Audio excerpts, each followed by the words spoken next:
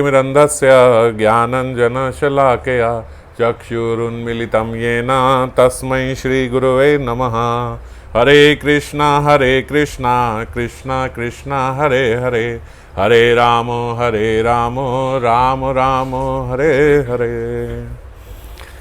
तो श्री राधा रस सुधा निधि में पिछली बार हमने 71वें श्लोक पे चर्चा करी थी, जिसमें श्रीपाद राधा रानी की भ्रू भंगिमा पे चर्चा कर रहे थे।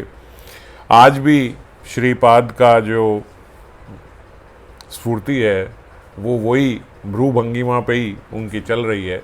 किशोरी जी के रस माधुर्य पे, उनके सौंदर्य पे और किस प्रकार वो श्री कृष्ण को अपनी भ्रू भंगिमा से और अंग भंगिमाओं से, अपने भावों से किस प्रकार वशीभूत किए रखती हैं श्रीपाद मंजरी स्वरूप में, उसका आस्वादन ले रहे हैं। लीला पांग तरंगितई रुद्भवन ने कई कशे कोटिश, कंदर्प पुरुदर्प टंकृत महाकोद दंड विस्फारिणी, तारुण्य प्रथम प्रवेश समय यस्य महामाधुरी, धारा अनंत चमत्कृता भवतु न श्री राधिका स्वामिनी।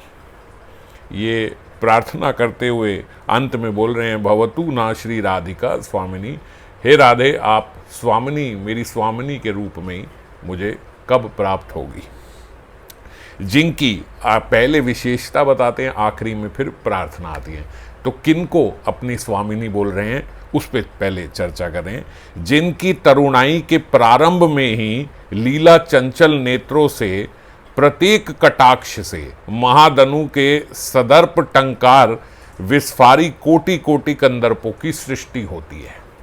सरल भाषा में अगर इसको समझे तो जिनकी तरुणाई की प्रारंभ अवस्था में, मतलब जो अभी अभी युवा हुई हैं, जो अभी अभी बाल्यकाल से युवावस्था में आई हैं, जिनकी तरुणाई के प्रारंभ में ही लीला चंचल नेत्रों से, लीला उनकी जो नेत्र हैं, तरुणाए प्रथम प्रवेश समय, समझ गए ये श्लोक में ये शब्द है, तरुण्य प्रथम प्रवेश समय। जैसे ही उनका तारुण्य मतलब यौवन अवस्था, प्रथम प्रवेश समय, उस समय जो अभी अभी यौवन अवस्था उनकी आई है, उसमें तरंगितई रुद्र भवने कैकशे कोटिश कंदर्प, मतलब कोटि कोटि कंदर्प, जो उनके नयनों के कटाक्ष से ऐसे बाण निकलते हैं कि आप समझ लिए कि एक कंदर्प नहीं, मानो कोटि कोटि कंदर्पों की सृष्टि हो जाती है। इस प्रकार से एक कंदर्प जो होता है, एक क्यूपिड जिसे हम बोलते हैं, एक कामदेव जो होता है, उसके पास 5 तीर होते हैं जो वो हमारी 5 इंद्रियों को वश में कर लेते हैं, जो रूप रस गंध स्पर्श और श्रवण इंद्रियां, जो ये सब 5 को वो अपने एक एक तीर से विमोहित कर देते हैं। तो किशोरी जी के चपल नेत्रों से, नयनों की भंगिमा से, या उनके केवल नयनों के भ्रू भंगिमा से इतने तीर निकलते हैं कि मानो कोटि कोटि कंदर्पों की सृष्टि हो गई है। ऐसे बोल रहे हैं कि एक कामदेव कितना करता होगा। किशोरी जी के तो केवल चंचल नेत्रों के प्रत्येक कटाक्ष से, केवल एक कटाक्ष से कोटि कोटि कंदर्प बन जाते हैं। वे अनंत आश्चर्यजनक माधुरी धारा समूह की पूर्ण आश्रय है। और किशोरी जी जो हैं ये ऐसी, देखो, जिसकी एक नयन भंगिमा से इतने सारे कंदर्पों की सृष्टि हो गई, तो ये ऐसे तो नहीं है ना कि बस एक किया और रुक गए, तो वो चल रही है। तो वो धारावत जो चल रही है, धारा अनंत चमत्कृता, तो ऐसी उनकी जो धारा चल रही है नयनों के कटाक्ष की और नयन भंगिमाओं की, ये जो धारा चल रही है किशोरी जी, ये सारी माधुरी धारा समूह की पूर्ण आश्रया, वो किशोरी जी जिनके, मतलब पूर्ण आश्रय मतलब जिनके आश्रय में, मतलब जो इनकी सृजन करने वाली है, जो इतने सारे कोटि कंदर्पों की सृष्टि करने वाली है, जिनसे ये धारा बह रही है, वो श्री राधिका हम लोगों की स्वामिनी हो। तो सीधा अगर हम लोग कभी प्रार्थना करेंगे, अगर मान लीजिए हमारे हृदय में कभी प्रार्थना आए, तो हम लोग करेंगे, हे किशोरी जी कृपया आप हमें स्वामिनी रूप में प्राप्त हो, आप हमारी स्वामिनी हो। बस इससे ज़्यादा हम लोग सोच नहीं पाएंगे कि आप हमारी स्वामिनी हो। तो अच्छा, और थोड़ा अब पढ़ पढ़ के समझ में आ गई तो क्या करेंगे, हे किशोरी जी, वो किशोरी जी जो कृष्ण को सम्मोहित किए रहती हैं, वो किशोरी जी हमारी स्वामिनी हो। वो किशोरी जी जो जिनके आगे श्याम सुंदर भी बिछ जाते हैं, इस प्रकार के, वो हमारी स्वामिनी हो। मगर ये देखो ये किस लेवल से प्रार्थना निकल रही है। तो ये स्तर लाने के लिए, जैसे हम हर बार चर्चा करते हैं, इन रस शास्त्रों का अध्ययन श्रवण करना होगा। और जब अध्ययन श्रवण करेंगे फिर उसके बाद मनन करना होगा। मनन करने के बाद फिर हमारे जो हृदय में ये भंगिमाएं, ये लीलाएं, ये उनकी जो ये जो चमत्कारित्व, जो उनकी लीलाएं हैं, ये सब जो चमत्कारित्व वाली धारा जो बह रही है उन भंगिमाओं की, वो हमारे हृदय में उतरेगी। जब वो उतरेगी उसका आस्वादन होगा, उसका अनुभव होगा, फिर उस अनुभव से हमारे हृदय में वो आनंद उत्पन्न होगा। फिर वो आनंद हमको दोबारा प्रेरित करेगा कि वो वाली किशोरी जी जो आपने वो भंगिमा उस दिन मेरे हृदय में आई थी ना, वो करना। फिर इस प्रकार की प्रार्थना निकलती है। तो अनुभवमयी प्रार्थना है ये।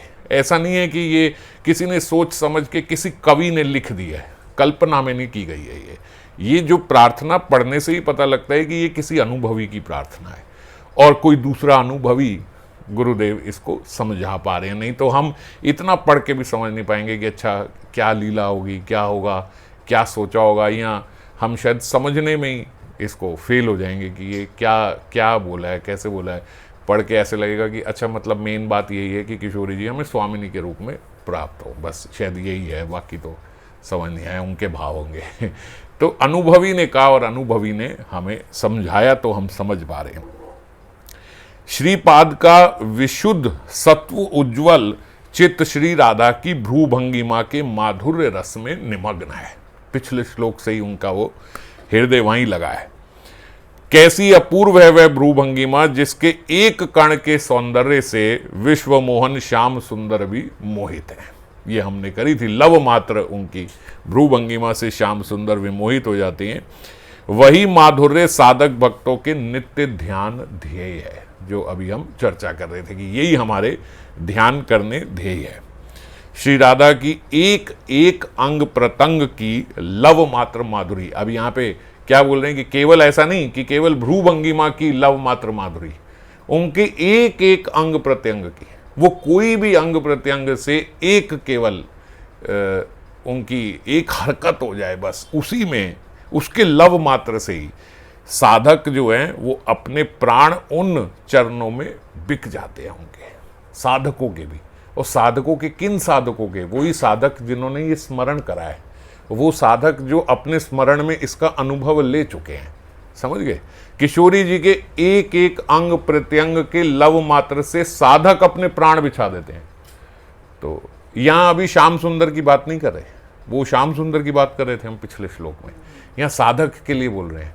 तो साधक कैसा होगा? हम जैसे साधक ना, हम जैसे साधक को तो पता ही नहीं है। तो वो साधक जो ये अनुभव कर चुके, इसीलिए कल से यही चर्चा भी चल रही है साथ साथ कि हमारा भी स्मरण होना चाहिए इन लीलाओं पे। हम ये पढ़ के जो पढ़ा है उसी का स्मरण करने का जब प्रयास करेंगे तो वो एक ऐसी रियलिस्टिक चीज है, वो काल्पनिक नहीं है, वो रियलिस्टिक है। तो रियलिस्टिक है, इसीलिए किशोरी जी भी कृपा करके, अगर आप 1 दिन 2 दिन 3 दिन 4 दिन महीना बड़े सच्चे हृदय से प्रयास कर रहे हो कि वो भ्रू भंगिमा मैं देख पाऊं, तो किशोरी जी एक दिन कृपा करके आपके हृदय में वो डाल देंगे। लो ये देख लो। देख देख राधा रूप अपार, अपरूप को विधि आनी मिलयोल श्रुति तले लावणी सार। देख देख राधा रूप अपार, क्या राधा रूप है बाबा बता रहे हैं।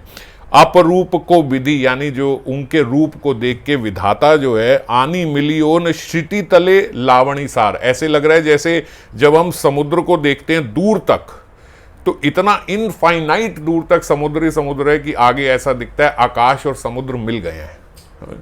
तो किशोरी जी का जो रूप है वो भी ऐसा इनफाइनाइट है, कहीं उसका छोर नहीं है कि इतना इनका रूप है। ऐसा नहीं है कि हाँ ये इनके इतने बस सुंदर हैं, हाँ बस आंखें किशोरी जी की बहुत सुंदर है, हाँ बस कान इनके बहुत, ऐसा नहीं, कितना और कितना सुंदर है। हम ऐसे हम उपमा देते हैं ना, इतना सुंदर है, हम बोलते हैं ये इतनी सुंदर है, तो ये कितनी सुंदर है, बोलते ये ऐसे है जैसे वो सागर को आप देख रहे हो कि सागर और आसमान मिल गया, मीन्स इनफाइनाइट, आप उसको डिफाइन नहीं कर सकते।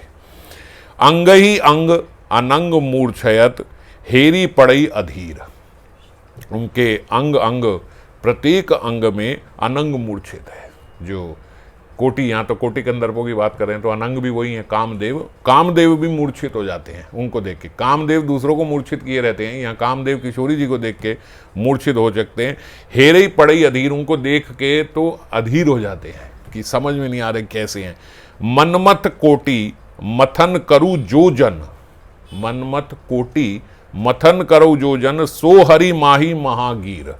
जो कोटि कोटि मनमथों को भी मथन कर सकता है यानी कृष्ण, सो हरि माही महागीर, वही इनके दर्शन कर सकता है ठीक रूप से, वही इनको थोड़ा जान सकता है। हम तो जान ही नहीं पाएंगे।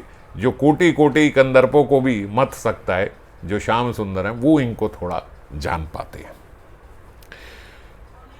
तो महाजनों ने यही अनुभव भी किया है कि हम लोगों को अगर इस स्वरूप को जानना है तो हमें अपना स्वरूप जगा कर देखना होगा, अन्यथा ये एक कविता की तरह लगेगी।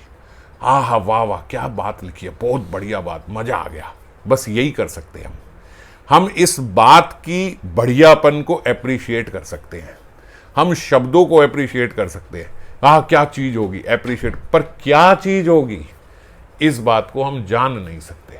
हम वाह वाह कर सकते हैं, इसमें इस केस में हम केवल शांत रस तक हैं, शांत रस वाले बस दूर से हा वाह वाह वाह वाह जय हो यही कर सकते हैं बस। तो जाना है अगर माधुर्य में तो अपने स्वरूप को जगाना होगा। जड़ीय स्त्री पुरुष अभिमान राधा रानी के चिंतन में बाधा डालता है, क्योंकि जड़ीय स्त्री पुरुष का अगर अभिमान रहेगा तो हम यहीं के स्त्री पुरुष के ज़्यादा से ज़्यादा देख पाएंगे।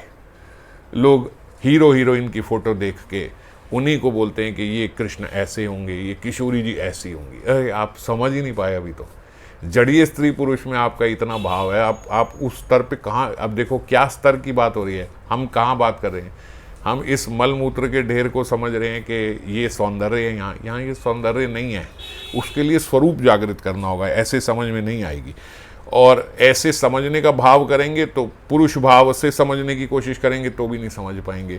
कोई स्त्री भाव से समझने की कोशिश करिए तो भी नहीं समझ। स्त्री पुरुष से ऊपर उठना पड़ेगा, परतत्व में जाना पड़ेगा, अपने स्वरूप में जाना पड़ेगा, फिर स्वरूप में जाके उनके दर्शन कर पाएंगे। अतएव इसीलिए चैतन्य चरितामृत में कहा, अतएव गोपी भाव करी अंगीकार, रात्रि दिन चिंते ब्रजेर कृष्ण विहार। इसीलिए गोपी भाव गोपी भाव, ये भाव अंगीकार करना होगा, समझ गए। जब वो भाव अंगीकार करके रात्रि दिन चिंते ब्रजे कृष्ण विहार, रात दिन अगर हमारा यही चिंतन रहेगा गोपी भाव से, तब कहीं जाके हम ये समझ पाएंगे चिंतन से अनुभव प्राप्त होता है। यही अभी हम चिंतन कर रहे थे कि चिंतन से अनुभव प्राप्त होगा। अनुभव कहाँ प्राप्त होगा? अनुभव हृदय में प्राप्त होगा, और तो यहाँ इस जड़ीय प्रदेश में और तो कहीं प्राप्त हो नहीं सकता। इस भौतिक जगत में और अनुभव कैसे प्राप्त होगा? अगर हम कहें कि हमारा कोई बॉयफ्रेंड बन जाए, हमारी कोई गर्लफ्रेंड बन जाए, तब हमें समझ में आएगा राधा कृष्ण का। नहीं, आप तब नहीं समझ पाओगे। ये जड़ीय स्त्री पुरुष का भाव नहीं रखना। यहाँ का जो रोमांस है उसको मत समझना कि ये प्राकृत काम जो है ये वो वाली अवस्था में हमें समझने में हेल्प देगा, नहीं देगा, बल्कि और मुश्किल हो जाएगा। तो इसीलिए ये अनुभव केवल हृदय में होगा, चिंतन में होगा, और वह अनुभव इस साधक के प्राण को बचाए रखता है। साधक के प्राण को, आपके प्राण को नहीं, मेरे शरीर के प्राण को नहीं। ये शरीर के प्राण आए जाएं इसलिए कुछ नहीं, जो आपके साधक की साधकता है। हम जो कहते हैं कि आज हम भजन कर रहे हैं, कहीं हम भजन से च्युत ना हो जाएं, कहीं हम नीचे गिर ना जाएं, कहीं हमारा ऐसा फॉल डाउन ना हो जाए कि कल को हम भजन कर ही ना पाए, समझ गए। तो वो साधक के जो ये अनुभव है, उस साधक के प्राणों को बचाए, आपकी भक्ति को बचाए रखता है, वो भक्त को बचाए रखता है। जब उसने एक बार ये अनुभव कर लिया, अब वो इन जड़ियों चीजों में नहीं फंसेगा, इस स्त्री पुरुषों में। भ्रूभंगिमा में कृष्ण सुख की भावना, ऐसे कृष्ण सेवा बताओ कौन कर सकता है? जो भ्रूभंगिमा भी किशोरी जी कर रही हैं, उसमें भी भावना क्या है? केवल कृष्ण के सुख की वासना। हर चीज में उनकी केवल कृष्ण सुख है ही वासना, एकदम केवल कृष्ण को सुख देने के लिए हर चीज। भ्रूभंगिमा भी उनको सुख देने के लिए ही है। ऐसी बाबा बोलते देखो ये गोपी भाव है, ये गोपी भाव है। तो हमें यही गोपी भाव, अतएव गोपी भाव करी अंगीकार, यही गोपी भाव पहले अंगीकार करना है। ऐसे कृष्ण सेवा कौन जानता है? कौन यहां ऐसी कृष्ण सेवा जानता है कि केवल हर कार्य कृष्ण के सुख के लिए ही है? संख्या ऐसे लोगों की अधिक है जो कृष्ण से कुछ प्राप्त करने की इच्छा रखते हैं। ऐसे लोगों की अधिक क्या है? ऐसे ही लोग हैं। 99.99% ऐसे ही लोग हैं जो कृष्ण से प्राप्त कर, अगर हम कृष्ण को कभी कुछ सुख देने का भी प्रयास करते हैं तो वो भी इसीलिए कि भीतर कोई हमारे कामना होती है, कोई नीत कामना होती है कि ये इसलिए किया तो शायद हमने किया तो मांगेंगे नहीं, ठाकुर जी अपने आप देखेंगे हम कर रहे तो वो भी हमारा बनाएंगे, है ना। ऐसे हमारे भीतर कामना आ जाती है। तो हम लोग जो हैं वो कृष्ण से चाहते हैं और गोपी भाव में जो हैं वो कृष्ण को चाहते हैं। ये भीतर बहुत बड़ा फर्क है। देना कितने लोग जानते हैं? जानते हैं सिर्फ शुद्ध प्रेम की मूर्ति ब्रजवासी जन, जितने ब्रजवासी हैं। ऐसा नहीं कि केवल माधुर्य भाव में, ब्रजवासी जितने हैं वो केवल देना ही जानते हैं। ये ब्रजवासी भाव है। ब्रजवासी जन जितने हैं वो केवल कृष्ण को देते हैं। आप देखो जो बाबा यहाँ उदाहरण दे रहे हैं, गिरिधारी ने गिरी को धारण जब किया, जब गिरिराज जी को उठाया उन्होंने, श्याम सुंदर ने, तो माता यशोदा उनके भोजन की बात नहीं भूल रही। इतना ऐश्वर्य देख के भी कि उन्होंने एक अपनी उंगली में पूरा गोवर्धन उठा लिया, इसमें भी माता यशोदा को ये नहीं दिख रहा अरे ये तो साक्षात हरि है, ये तो कोई साधारण जीव कर ही नहीं सकता। एक आध गमला थोड़े ना उठाना है, पूरा का पूरा पर्वत उठा लिया जिन्होंने, वो कौन कर सकता है? कोई साधारण जीव कर सकता है? साधारण जीव तो एक वृक्ष को नहीं उखाड़ सकता, और पूरा पर्वत उखाड़ के और बड़ी साधारणता से, और वो भी बाएं हाथ की सबसे कमजोर उंगली पे ऐसे उठा लिया, कौन कर सकता है? और इतना हम कहते हैं कि ब्रज में ऐश्वर्य नहीं है। ब्रज में ऐश्वर्य भाव नहीं है। ऐश्वर्य तो बहुत दिखाया भगवान ने, मगर ऐश्वर्य भाव नहीं है, ऐश्वर्य भाव शून्य है। माता यशोदा ये देख के नंद बाबा को कह रही है, क्यों जी कुछ देर तुम नहीं उठा सकते? लल्ला ने इतनी देर से उठाए रखा है, मैं उसको थोड़ा दूध पिला दूं। इतने बड़े हो गए तुम, वो छोटा सा उठा रहा है, तुम नहीं उठा सकते? तो वहां ऐश्वर्य है ही नहीं। वो उनको तो दिख रहा है मैं इसको दूध पिला दूं, भैया मेरा बच्चा भूखा है, प्यासा है, तो पिताजी तुम उठा लो थोड़ी देर उसकी जगह पे। और राधा रानी सोच रही हैं कि हे विधाता, इतनी कठिनाई से तुमने प्रियतम को देखने का सौभाग्य दिया, बड़ी अच्छी बात है। अब भैया किशोरी जी बड़ी प्रसन्न, 6-7 दिन लगातार अब तो दर्शन हो रहे हैं, क्योंकि सब के सब उसी में हैं। अब कोई बाधा नहीं, कोई रोक नहीं, कोई टोक नहीं। वो बोल रही ये बात तो बड़ी अच्छी है, पर मेरे कांत के हाथ में इतना भार पकड़ा कर, ये सौभाग्य उनको भार पकड़ा कर ही देना था, इतनी तकलीफ करके देना था। तो गिरिराज जी की प्रार्थना कर रही है कि हे गिरिराज जी, आपसे मेरी प्राणों से आपकी प्रार्थना है कि आप ये इनके सुकुमार अंग जो हैं इन पे अपना भार मत डालना, आप हल्के हो जाना, मेरे कांत की रक्षा करना, वो इतना भार उठाए हुए, आप हल्के हो जाना। तो ये सारा ऐश्वर्य जितने भी, चाहे वात्सल्य भाव के हैं, सखा भाव के हैं, सखा भाव के भी लेके अपनी अपनी लाठी लेके आ गए, चल के नहीं है तू थोड़ा रेस्ट कर ले, अब कोई बात नहीं, हमने अपनी अपनी लाठी लगा दी। कोई समझ ही नहीं रहा है कि ये इतनी बड़ी बात हो गई है, कोई नहीं समझ रहा। ये क्यों नहीं समझ रहे? क्योंकि वहां ऐश्वर्य शून्य, ऐश्वर्य शून्य भाव है। समझ गए? ऐश्वर्य तो दिखा रहे हैं, तो रासलीला करी, बताओ रासलीला से बड़ा ऐश्वर्य क्या होगा? 300 करोड़ गोपियों के साथ एक अकेले कृष्ण नृत्य कर रहे हैं, और इस द्रुति से नृत्य कर रहे हैं कि स्पीड से नृत्य कर रहे हैं, स्पीड से घूम रहे हैं कि हर गोपी को हर समय लग रहा है कि कृष्ण मेरे साथ ही हैं। ऐसा ऐश्वर्य। तो ऐसे ऐश्वर्य के बावजूद भी ऐश्वर्य भावना आना, ये ब्रजवासियों का कमाल है, ये ब्रजवासियों का भाव है। इतना बड़ा ऐश्वर्य देखकर भी माधुर्य का सुदिव्य स्फुरण, सुदिव्य इसीलिए बोला इसको सुदिव्य स्फुरण है ये। इसीलिए राधा, आराधना से राध धातु, तस्य आराधिता इति राधा। राधा में राध धातु क्या है? जो आराधना जो है किशोरी जी की, ऐसी आराधना किसी की नहीं है। अपनी बात भूलकर इसी और ध्यान है कि कृष्ण कैसे सुखी होंगे, बस अपना कुछ नहीं, मेरा कुछ नहीं इसमें, आप कैसे सुखी होंगे, मेरा मुझ में कुछ नहीं, जो कुछ है सब तेरा। लेने में सभी अभ्यस्त हैं, देना कोई नहीं चाहता। और एक जो बलि राजा हैं, जब वामन भगवान आए थे तो बलि राजा ने दिया था तो भगवान उनके द्वारपाल बन गए थे। भगवान इतने प्रसन्न हो गए, वाह भाई वाह, देखने में तो असुर है ये बलि राजा, मगर ऐसे दानवीर, एक तो हमारे को ब्रज याद दिला दिया इसने। अब जब भगवान को ब्रज याद आए तो भगवान क्या करेंगे, वो ब्रज के भीतर प्रवेश कर जाएंगे, उनके ऋणी हो जाते हैं, ब्रजवासियों के जैसे सदा ऋणी रहते हैं। वामन देव जी को भी उन्होंने एकदम ब्रजवासी की तरह सब दे दी ना, ले लो, आपको तीसरा कदम इधर उधर रखने की क्या जरूरत है, मेरी खोपड़ी पे रखो, मेरे को ले लो। और जब ले लिया तो ठाकुर जी प्रसन्न हो गया, ऐसा भाव इसके भीतर। नर्क जाएगा, गुरु त्याग दिए, कोई बात नहीं, नर्क जाएंगे, ठाकुर जी लेने के लिए आए हैं। इस समय साक्षात हरि, अरे हरि ठग लेंगे, बोले तो हरि ठगेंगे ना, हरि तो है ही ठगने के लिए, हरि बोलते ही इसलिए जो हर ले, साक्षात हरि आए हैं तो हम तो ठगने को तैयार है। ये कह के गुरु को भी त्याग दिया, अगर बाधा डाल रहे हैं इसमें तो। ऐसे बलि बोले ये ब्रजवासी हो सकता है। ब्रजवासियों में क्या भाव है, यही भाव है, हम पीछे भी अभी पढ़ रहे थे, ब्रजवासियों का क्या भाव है, समर्थारति क्या है उनके भीतर, कोई कुल ध्यान, ये ध्यान, वो ध्यान, धर्म ध्यान कुछ नहीं, सब आपका है। और जब बलि राजा ने ऐसे किया तो ठाकुर जी उसको एक लोक देख के बोल रहे मैं उसका द्वारपाल बन जाऊंगा, क्योंकि ये तो ब्रज भाव है, मैं उससे अलग नहीं रह सकता, मैं भी वहीं पे रहूंगा और द्वारपाल बन के रहूंगा। तो जो भगवान को देना चाहता है भगवान उसके ऋणी बन जाते हैं। इसीलिए गोपियों का भाव अंगीकार करने की बात है, ये गोपियों का भाव अंगीकार करना है।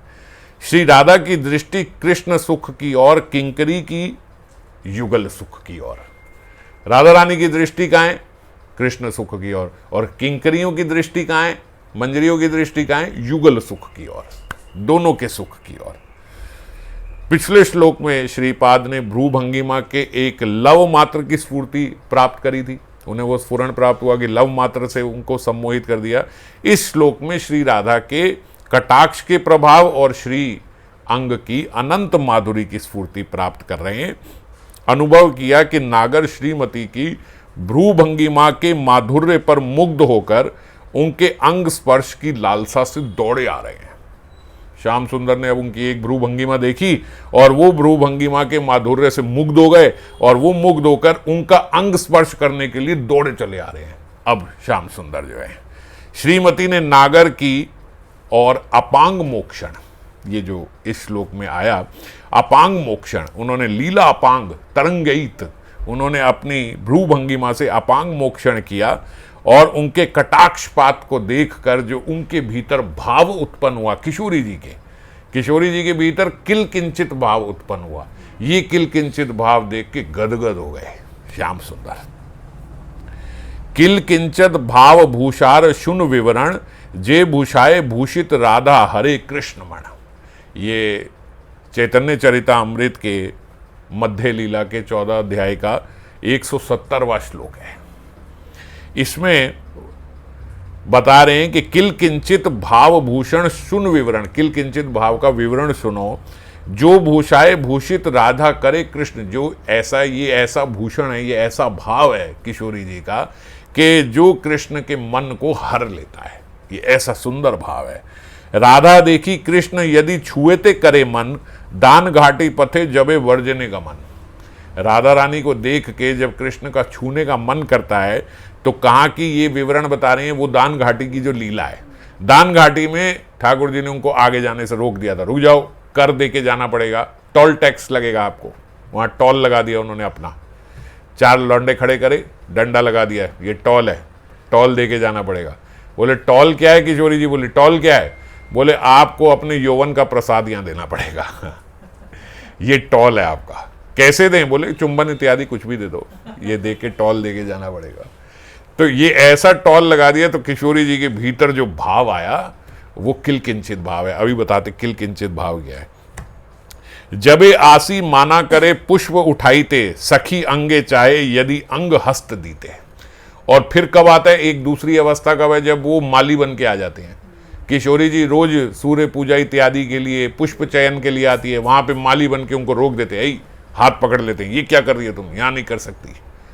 अच्छा क्यों नहीं कर सकती, पहले तो तुम्हें कभी नहीं देखा, यहाँ तो कोई माली नहीं है। नहीं नहीं, अब आ गए, हम यहाँ के माली नियुक्त किए गए हैं। अच्छा, तुम यहाँ के कैसे माली हो गए? हम यहाँ की कुल देवी हैं, यहाँ पे आती हैं, यहाँ से ये सब करती हैं, हमारे तो पिताजी का राज है यहाँ पे, ये सब हमारे ही बगीचे। ना ना, कुछ नहीं, सरकार ने नियुक्त किया हमको, हम माली हैं, यहाँ पे हम लोगों को थोड़ा कर देना होगा, उसके बाद तुम ये फूल ले सकती हो। कर क्या देना होगा? कर वही होता है फिर उनका, वही सेम कर है आपका। तो सखी अंगे चाहे यदि अंग हस्त देते, वो बोले उनको शर्म नहीं आती, सखियों के सामने ही जहां मर्जी अंग पकड़ भी लेते हैं वो श्याम सुंदर, माली बन के वो हाथ वाथ पकड़ लेते हैं कि भैया यहाँ रुक जाओ। ये सब स्थाने किल किंचित उद्गम, इन सब स्थानों में ये जो विभिन्न लीला है, यहाँ पे किल किंचित भाव उनका उद्गम हो जाता है। प्रथम ही हर्ष संचारी मूल कारण, इसमें 7 भाव एक साथ एकत्रित होके आ जाते हैं। प्रथम तो हर्ष है, किशोरी जी हर्षित तो हो रही हैं क्योंकि वो तो श्याम सुंदर हैं, रूप बदल बदल के आते हैं, वो तो देख रही हैं ये श्याम सुंदर ही हैं, तो वो किशोरी जी उनको देख के हर्षित तो हो रही हैं, ये प्राइमरी भाव है। सेकेंडरी क्या है कि हर्षवश गर्व होता है, अभिलाषा भी होती है, अभिलाषा भी है भीतर कि ये पकड़ ही लें, यही ले लें कर मेरे से। रोदन भी है, डर भी रही है कि ये सखियों के बीच में क्या कर रहे हैं, अचानक से आ गए हैं, तो रोदन भी है। ईशत हास्य भी है, समझ भी रही है भीतर से। असूया भी है, थोड़ी एनवियस भी, क्या क्या क्या हो रहा है, जब मर्जी का है ये कुछ भी करेंगे। और भय भी है, जैसे मैंने बताया आसपास एकदम, वो तो सखियों के बीच में सबके बीच में आके हाथ पकड़ लेते, तो भय भी होती है। क्रोधित भी हो रही है उनसे कि तुम क्या कर रहे हो, तो इतने सारे भाव, और इनके प्राइमरी इन सब में और हर्ष भी है। तो ये सारे भाव बोलते जब मिल जाते हैं तो इसको बोला जाता है किल किंचित भाव। यही भाव युक्त देखी राधाए नयन, ये भाव देख के जब किशोरी जी के राधा रानी के नयनों में श्याम सुंदर ये भाव देख लेते हैं, यही भाव युक्त देखी राधा से निमन नयन, संगम हईते सुख पाए कोटि गुण। जो राधा रानी और कृष्ण का संगम होता है, जो विलास होता है, वो बोलते उससे भी जो उनका आपस में युगल विलास है, उससे भी कोटि गुना ज्यादा उनको आनंद मिलता है किशोरी जी के ये नयन देख के। कौन से नयन? जिनमें ये भाव उदित हो रहा है, जिनमें इस प्रकार के भाव उदित हो रहे हैं।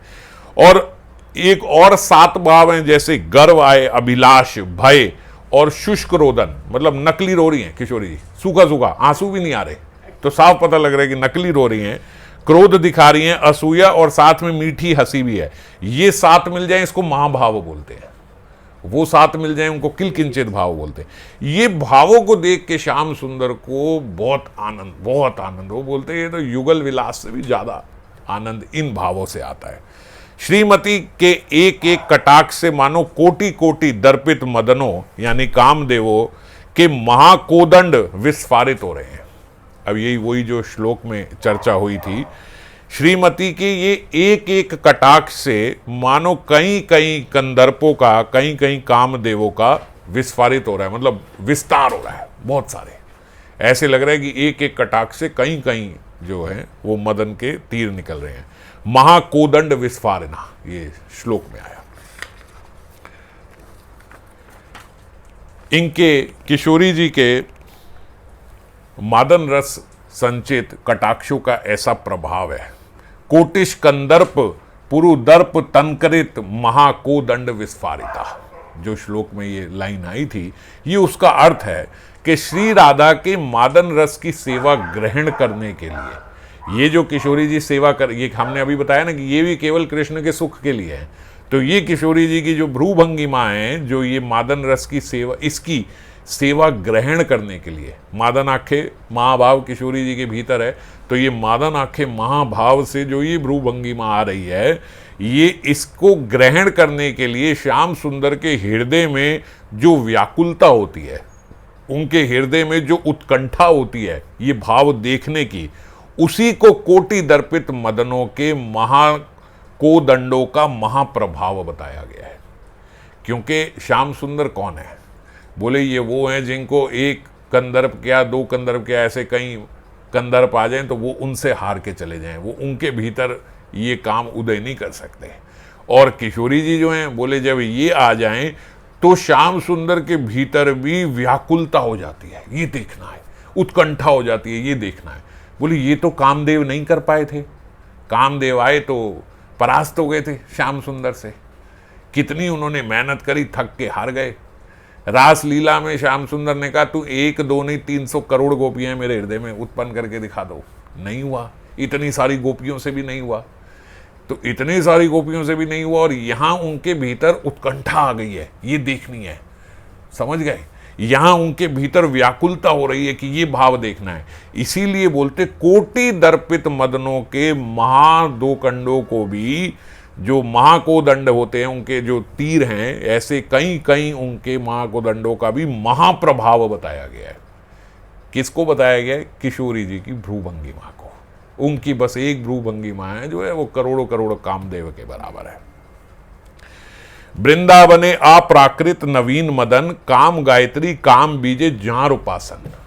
ये वृंदावन के अप्राकृत नवीन मदन यही है वृंदावन के कामदेव। ये इनकी, क्योंकि इनकी उपासना किससे होती है? काम गायत्री से। किससे होती है? काम बीज से।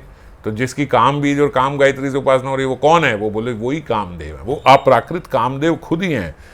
पुरुष जोशित किवा स्थावर जंगम, चाहे वो पुरुष हो, चाहे स्त्री हो, चाहे स्थावर हो, चाहे जंगम हो, चाहे चलता फिरता पशु हो, पक्षी हो, या फिर रुके हुए पर्वत हो, या यमुना नदी हो, चाहे कोई भी हो, पहाड़ हो, वृक्ष हो, नदी हो, पशु हो, पंछी हो, पुरुष हो या स्त्री हो, सर्वचित्त आकर्षक साक्षात मनमथ मदन। ये कौन है? ये सारे का चित्त जो है आकर्षित कर लेते हैं। कैसे सबका कर लेते हैं? तो हमने पढ़ा है विवरण।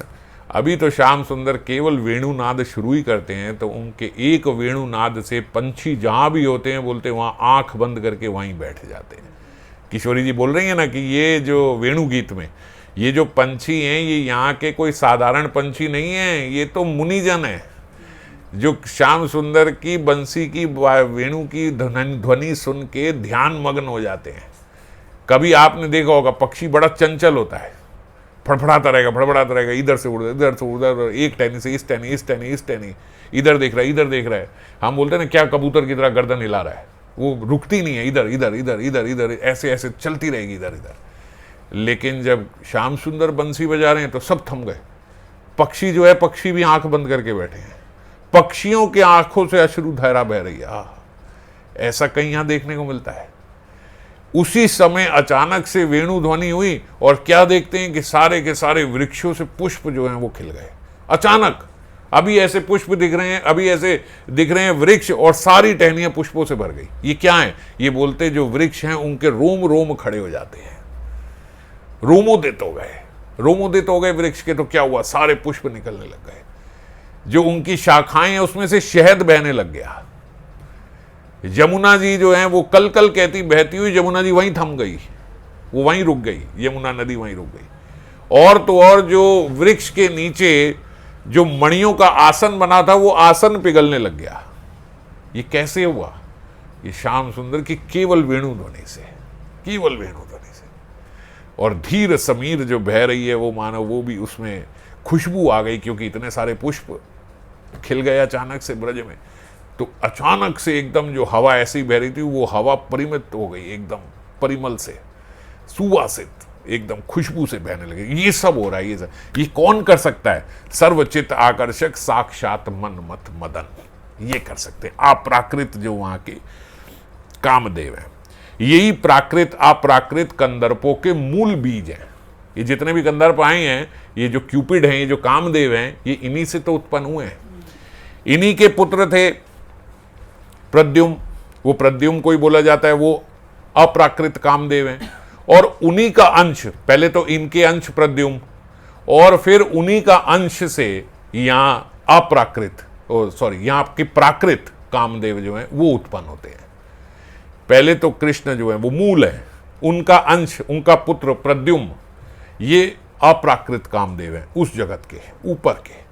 और अप्राकृत कामदेव के भी फिर जो प्राकृत कामदेव हैं जो इस जगत के हैं, अनंग जिसको हम बोलते हैं, वो उनका केवल एक अंश मात्र है, भगवान श्री कृष्ण के अंश का अंश मात्र। और बोलते हैं वो अप्राकृत जो प्राकृत कामदेव हैं, जो प्रद्युम्न के भी अंश हैं, वो जो यहाँ पे हैं, जो इस सारी सृष्टि को प्लावित किए हुए हैं, वो बोले वो यहाँ पे अपना पूरा असर नहीं दिखाते, उस कामदेव की केवल एक बूंद जितना असर इस जगत पे है, तो ये सारा जगत जो है वो काम से पागल हुआ पड़ा है। ये सारी सृष्टि जो है ये बोलते सब काम से ही चल रही है। यहाँ की मटेरियल वर्ल्ड की जो है सारी भोगा दौड़ी सब जो हो रही है, जितना ज्ञान फैला हुआ है वो सब हृदय में काम किससे फैला हुआ है। और वो हृदय का काम क्या है, बोले श्याम सुंदर, तो वहाँ के कामदेव उनके वो तो मूल हैं, और उनसे प्रद्युम्न पैदा हुए जो अप्राकृत कामदेव, और अप्राकृत कामदेव के भी एक छोटा सा अंश प्राकृत कामदेव, और उसके भी एक बूंद से केवल ये सारा जगत अपलावित हो रहा है, पागल हो रहा है। तो क्या है यहाँ पे हैं, और वहां और वो श्याम सुंदर किशोरी जी की भ्रू भंगिमा के लव मात्र से विमोहित हो जाते हैं। अब समझ में आई आपको किशोरी जी की क्या भ्रू भंगिमा है। महाभाव के माध्यम से ही इतना माधुर्य अनुभव किया जा सकता है। जो कृष्ण का भी जो माधुर्य है वो कैसे पूर्ण रूप से उसका आस्वादन लिया जा सकता है, महाभाव से।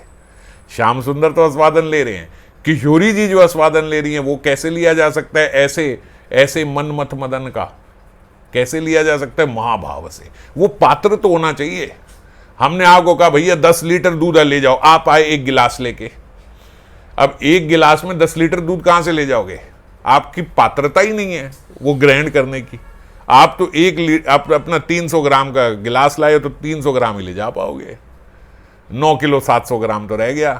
तो आपने आस्वादन क्या लिया, हमने क्या 300 ग्राम का आस्वादन लिया, आपने वहाँ 10 किलो था।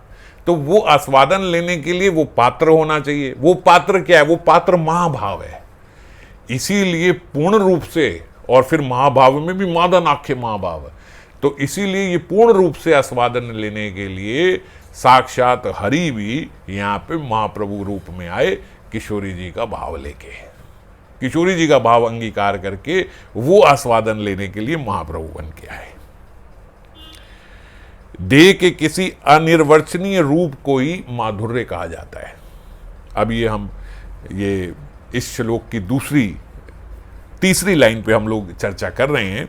तारुण्य प्रथम प्रवेश समय यस्य महामाधुरी धारा अनंत चमत्कृता भरतु। तारुण्य प्रथम प्रवेश समय यस्य महामाधुरी, ये सिर्फ माधुरी नहीं है, महामाधुरी धारा अनंत चमत्कृता, ये पूरा एक शब्द है। किशोरी जी की महामाधुरी धारा अनंत चमत्कृता, अनंत धारा जो चमत्कृत कर रही है श्याम सुंदर को। किस चीज की अनंत धारा, उनकी माधुरी की अनंत धारा। और माधुर्य क्या होता है, बोले देह के किसी अनिर्वचनीय रूप को ही माधुर्य कहा जाता है। समझ गए, देह के किसी अनिर्वचनीय, जिसका विवरण नहीं किया जा सकता, ऐसा सुंदर रूप, उसको माधुर्य कहा जाता है।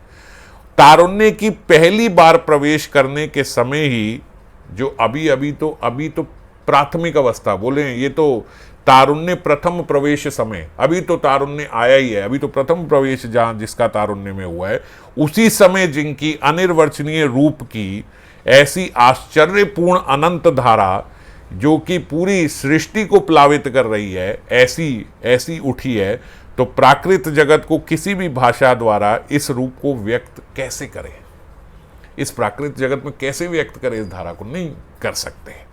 एक कविता यहाँ पे बाबा ने लिखी है जिससे थोड़ा समझ में आता है। शैशव यौवन दर्शन भेल दुहुपत हेरईते मनसिज गेल। एक तो ये बंगाली है, ऊपर से कविता के स्टाइल में थोड़े और मुश्किल कर दी है। तो सर्वेश दादा की कृपा है, थोड़ा उनसे भी समझा मैंने। वो तो बंगाली ट्रांसलेट कर रहे हैं, तो उनके माध्यम से थोड़ा ये समझने का प्रयास किया मैंने भी। शैशव यौवन दर्शन भेल दुहुपत हेरईते मनसिज गेल। ये जो शैशव से यौवन की ओर जा रहे हैं, इसके जब हमने दर्शन करे तो मदन की राज पहिल परचार भिन्न जने देओल भिन्न अधिकार। भैया ये जो मदन है ये बोल रहे हैं कि ये दोनों के अलग अलग अधिकार होते हैं, दोनों की अलग अलग अवस्था होती है। बाल रूप की, शैशव रूप की अलग अवस्था है और यौवन की अलग अवस्था है। तो अब ये जो एकदम ट्रांसफॉर्मेशन हो रही है, ये बाल से यौवन में जो आ रहे हैं, कटिक गौरव पाउल नितंब एक एकक क्षीण अवोक अवलंब, कटिक गौरव पाउल नितंब। जो कटी का गौरव है, बाल अवस्था में क्या होता है, कमर मोटी होती है, तो अब क्या हो गया, बोले वो कटी का गौरव नितंब ने ले लिया। अब नितंब जो है भारी हो गए, एकक क्षीण अवोक अवलंब, और ये जो है कटी जो है वो पतली हो गई, तो कमर पतली हो गई और नितंब जो है वो भारी हो गए। प्रकट हास अब गोपत भेल, उरज प्रकट अब त्राहित लेल।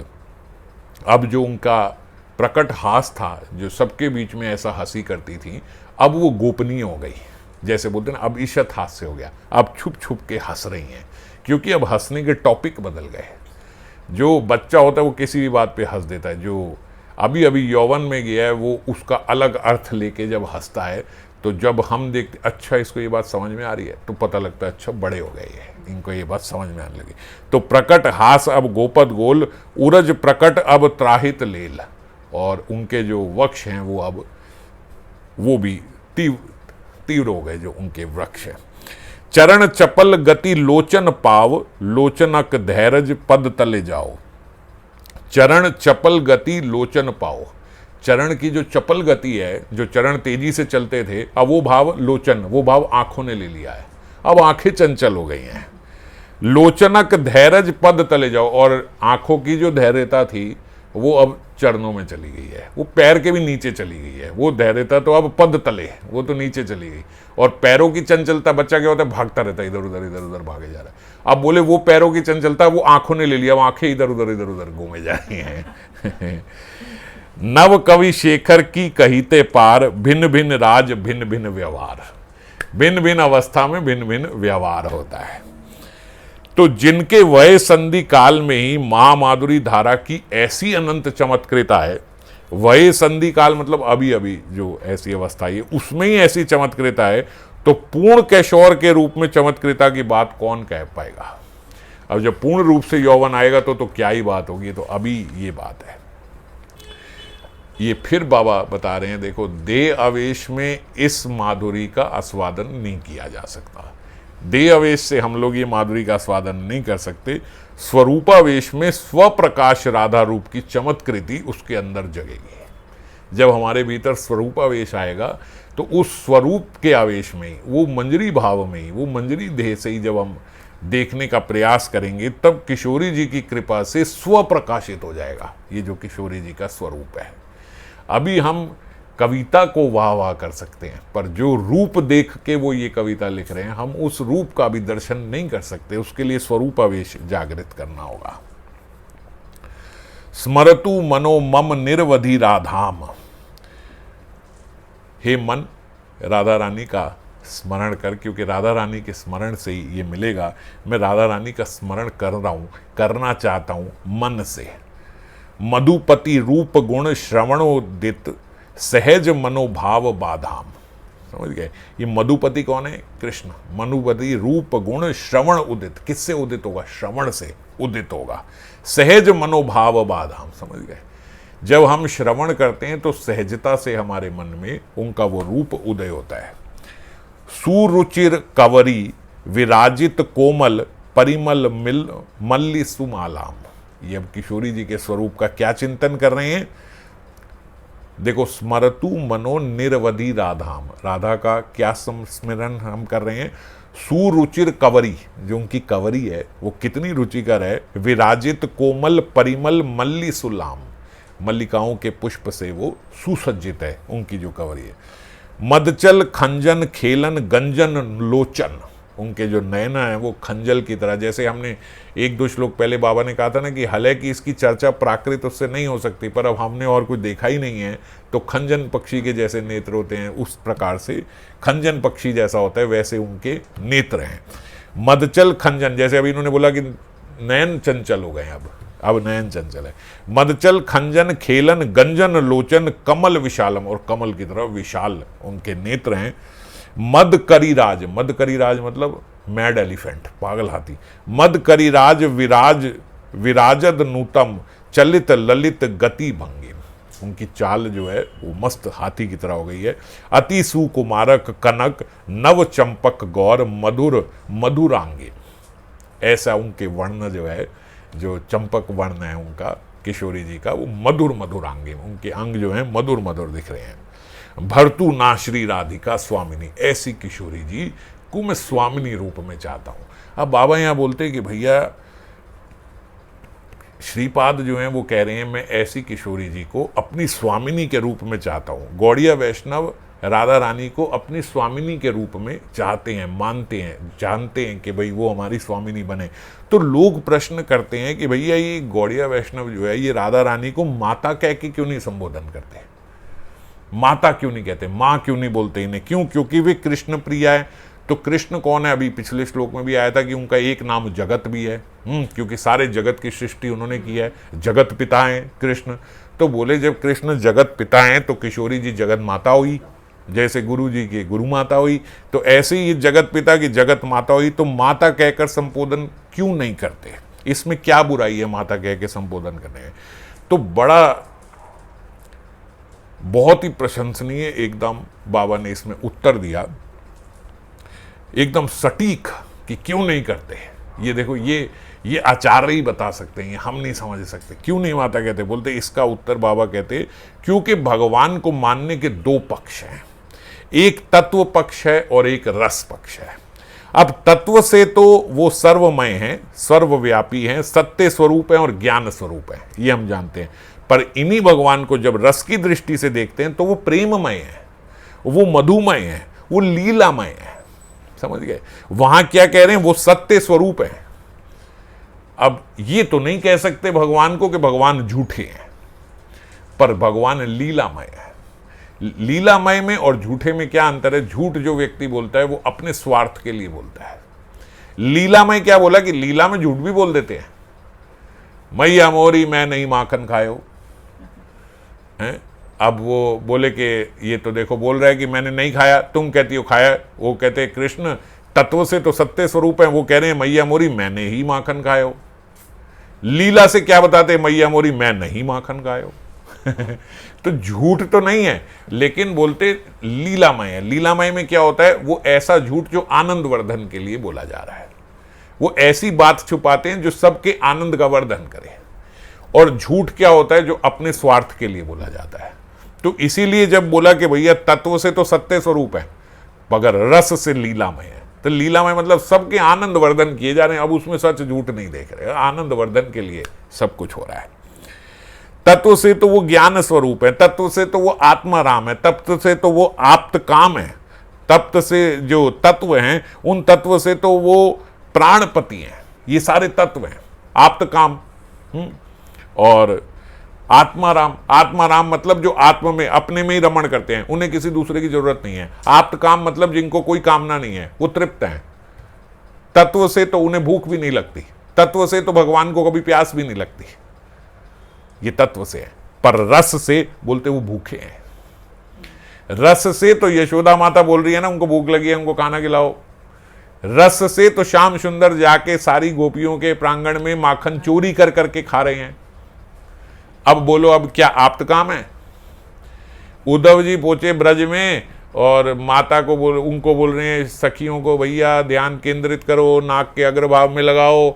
और नंद बाबा और यशोदा माता के पास गए, बोले आप क्यों इतना रो रहे हो? यशोदा माता कितना रो रही थी, कितना रो रही थी कि ब्रज में जाके उद्धव जी ने पूछा, भैया मुझे नंद बाबा और यशोदा जी का घर बता दो। बोले वो नदी बहरी देख रहे हो? हाँ। बोले ये नदी का जहाँ स्तोत्र है, जहाँ से ये नदी शुरू हो रही है, वो यशोदा माता का घर है। बोले क्या उनके घर से नदी बहती? बोले नदी नहीं, उनके अश्रु हैं। जाओ जहाँ से ये उसका स्तोत्र ढूंढ लो और वहीं यशोदा माता। इतना रो रही हैं। और उद्धव जी कह रहे आप रो रही हो? भगवान की माता रो रही है। अरे वो तो भगवान है, वो सर्वव्यापी हैं, आपको किस बात का रोना आ रहा है? नंद बाबा बताओ, अरे आप तो भगवान के पिता हो, भगवान कहाँ नहीं है? भगवान तो सर्वव्यापी है। उन्होंने उद्धव को बिठाया, भाई सुन लल्लो, इधर बैठ और समझ। जब वो छोटा था यहाँ पे तो मेरी चप्पल उठाने के लिए उसको इतनी मेहनत लगती थी, वो उठा नहीं पाता था। और जब थोड़ा बड़ा हुआ तो अपने सिर पे मेरी चप्पल लेके आता था।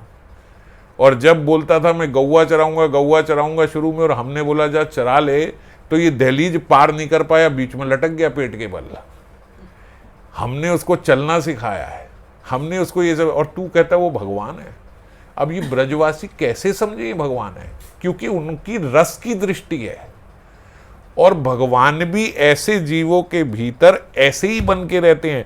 भगवान भी अपना अनंत ऐश्वर्य भूलकर उनके भावना अनुरूप खेल में योगदान करते हैं। कारण उनका स्वरूपगत धर्मी बाबा बोलते ये हैं, आमा के ता जे जे भक्त भजे जेई भावे, तारे से भावे भजे एई मोर स्वभावे। जो जो जिस जिस भाव से करता है उस भाव से मैं उसके साथ रहता हूं। मेरा यही स्वभाव है, मेरी योग माया का यही कार्य है। जो मुझे जिस भाव से भजे वो मुझे वहां उस समय भुला देती है। ऐसा नहीं है कि श्याम सुंदर गोविंद को वहां याद रहता था कि मैं भगवान हूं, नहीं, उनकी योग माया उन्हें भुला देती थी। जिस जिस भाव से भक्त उनको पूछ, आपका भाव है आज मेरे को ठाकुर जी को हलवा खिलाना है, तो वो हलवे के भूखे हो जाते हैं। आपका भाव है आज मैं उनको दूध पिलाऊं, वो दूध के प्यासे हो जाते हैं। आपके भाव में आया बड़ी देर हो गई भैया, इतनी गर्मी है, इनको पानी पिलाएं, शरबत पिलाएं, अब वो पानी और शरबत के प्यासे हैं, और हैं, अगर आप नहीं पिलाओगे तो प्यासे रह जाएंगे। रस तत्व से आपने अर्च विग्रह की सेवा प्रारंभ करी, सेवा प्रारंभ करी आपने रस तत्व से। एक व्यक्ति हैं, वो अपने घर विग्रह लेके आए, विग्रह ला के ड्राइंग रूम में शोकेस पे रख दिए। हमने कहा भैया भोग नहीं लगाते क्या शीशे के अंदर? भगवान सांस कैसे लेंगे, सब कैसे लेंगे? एकदम शीशा शीशा बंद करके तुमने ऐसे शोकेस में डाल दिया भगवान को। अरे बोले वो भगवान है, वो भगवान है, भगवान को ये सब जरूरत नहीं होती, हमें लगती है भूख प्यास, उनको नहीं लगती। ऐसों के बीच वो ऐसे ही बन के रहते हैं। और अगर व्यक्ति लाए यहाँ, अरे ठाकुर जी के विग्रह, भैया जो खाऊंगा भोग लगाऊंगा, जो खाऊंगा भोग लगाऊंगा, पहले इनको खिलाऊंगा, गर्मी में पंखा झर रही है, पंखा झर, कितने ब्रज में ऐसे कितने भक्त हैं, गर्मी में रात भर सोते नहीं, पंखा झरते रहते, ठाकुर जी को गर्मी लगेगी, अरे हम तो रह लेंगे बिना गर्मी के, ये नहीं रह पाएंगे। जैसे गर्मी लगे तो उनको पहले शरबत उनके लिए, पहले पानी उनके लिए, खाना लाएं, अरे बड़ी देर हो गई भगवान भूखे होंगे, खा दो, अरे जल्दी सुला दो इनको, भगवान जी को इतनी देर खड़े, जब उनको सुलाएंगे उनके पांव दाब के उनको सुलाएंगे, दिन भर खड़े रहते हैं, दिन भर खड़े रहते हैं, हमारे सबके लिए इतनी सेवा करते हैं। ऐसों के लिए भगवान रस तत्व से ही है वहां पे, ये सारी सेवाओं की अंगीकार करते हैं, ये सारी सेवा अंगीकार करते हैं, और फिर इसी के हिसाब से उनके साथ, यही उनका स्वभाव है, इसी के साथ उनके साथ ऐसा स्वरूपगर, उनका रेसिप्रोकेशन भी फिर वैसे ही होती है जैसे वो ये करते हैं। तो समझ गए, तो भगवान के दो पक्ष हैं, तत्व पक्ष भी है और रस पक्ष भी है। तो यहां भक्तजन जो हैं वो जैसे मेरा पुत्र है, गोपाल जी को सब कहेंगे ये तो मेरा पुत्र है, या कोई कहे मेरा सखा है, मेरे प्राणपति हैं, मेरे प्रिया जी के कांत हैं ये तो, अरे किशोरी जी, हमारी तो युगल की सेवा है, प्रिया जी हैं और ये श्याम सुंदर हैं, इस प्रकार से ये मेरे हैं। इस प्रकार से जब कोई करता है तो साक्षी और मधुर भाव से प्रेम कर धन्य होते हैं श्याम सुंदर, और भगवान भी उस समय अपना ऐश्वर्य भूल जाते हैं। तो गौड़ीय वैष्णवों के माधुर रस में राधा स्नेह आदि का मंजरी की उपासनाएं, हम लोग मंजरी भाव से उपासना करते हैं, तो श्रीमती को अपने कोटि प्राणों से बराबर उनके जो प्रिय स्वामिनी मानकर उनकी चिंतन करते हैं, उनकी भी और उनके प्रिय की भी स्वामिनी जानकर हम उनकी करते हैं। क्यों? क्योंकि हमारी तो स्वामिनी है, हम उनकी मंजरी हैं। जब हमारा भाव मंजरी का है तो फिर हम कैसे एड्रेस करें माताएं, जगन माता है, अरे जगन माता उनकी होगी जो जगत पिता समझ रहे हैं। पहले हम तो पहले कृष्ण को ही जगत पिता नहीं समझ रहे, जगत पिता होंगे विष्णु स्वरूप में, वो होंगे हमें नहीं पता। तो ब्रज में हम तो अपनी प्रिया जी को जानते हैं, भाई ये है हमारी स्वामिनी और ये उनके प्रियतम है। तो कहाँ आए अब? यहां तो जो बोले वो जगत पिता तुम मानते हो तो उनको जगत माता मानोगे, बोले यहां उनका परिचय प्रिया जी से है, यहां उनका परिचय, यहां प्रिया जी का परिचय उनसे नहीं है। उनकी दृष्टि में कृष्ण के परिचय से राधा रानी का परिचय होता है, ये भगवान है और ये उनकी सर्वश्रेष्ठ राधिका राधा, वो ये कहते हैं। हम ये कहते हैं हमारे प्रथम हमारी जो इष्ट हैं वो स्वामिनी श्री राधा, और उनके परिचय से अब ये उनके कांत कृष्ण, तो उनको माता कहेंगे तो हमारे लिए वो पिता होंगे, और तो उनको ही माता नहीं कह रहे तो वो कहाँ पिता होंगे हमारे? तो कहाँ आए माता पिता इसमें? तो आए नहीं। हम स्वामिनी कह के चिंतन करते हैं, साधने भावी वे जहां सिद्धि देवे पावे वहां। जहां आपकी जिस प्रकार की साधना होगी उसी प्रकार की आपको सिद्धि भी प्राप्त होगी। भाव के ठाकुर हैं, भाव के माध्यम से ही आस्वाद्य है। जैसा आपका भाव है वैसे ही मिलेगा। भाव खो जाने पर अभाव से उन्हें नहीं पकड़ा जा सकता, बाबा बोल रहे हैं। अगर भगवान मान लिया एक बारी तो भगवान को जीव नहीं पकड़ सकता, फिर बहुत बड़ा गैप है। और जहां भगवत्ता की गंध नहीं है, भगवत्ता हट गई तो फिर कोई गैप नहीं, फिर तो यही है। समीप है, निकट है, यहां साक्षात विराजमान है, हमारे सामने बैठे। तो वे ही श्री राधिका हम लोगों की स्वामिनी हो, ऐसी प्रार्थना करें। ये वाली श्री राधा जो है ये हम लोगों की स्वामिनी हो। आज की यही प्रार्थना है। कल फिर अगले श्लोक में आगे चर्चा करेंगे। जय राधे।